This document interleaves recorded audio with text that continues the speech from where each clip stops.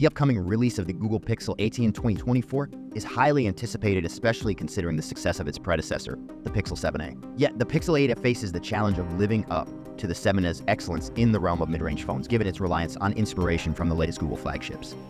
While official details about the Pixel 8 remain scarce, it's highly likely to feature a Tensor G3 chip akin to the Pixel 8 series. This chipset is anticipated to enable AI-powered features like the Magic Editor tool and advanced call screening, similar to those offered in the Pixel 8, albeit minus video boost, exclusive to the Pro models.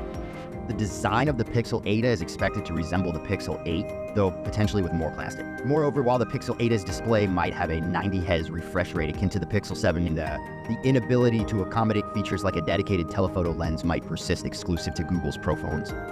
Realistically, the series aims to strike a balance between premium features and affordability rather than pushing boundaries. However, improvements are hoped for, especially in areas like battery life, which has been a historical weakness for the Pixel 8 series. The Tensor 3 chip in the Pixel 8 series suggested advancements in power management, raising expectations for enhanced battery life in the Pixel 8 tech. Brighter display features like the Pixel 8's promised peak brightness of 2000 nits are desirable in the Pixel 8a. The Pixel 7's display was sufficiently bright, but lagged compared to newer models, suggesting room for improvement.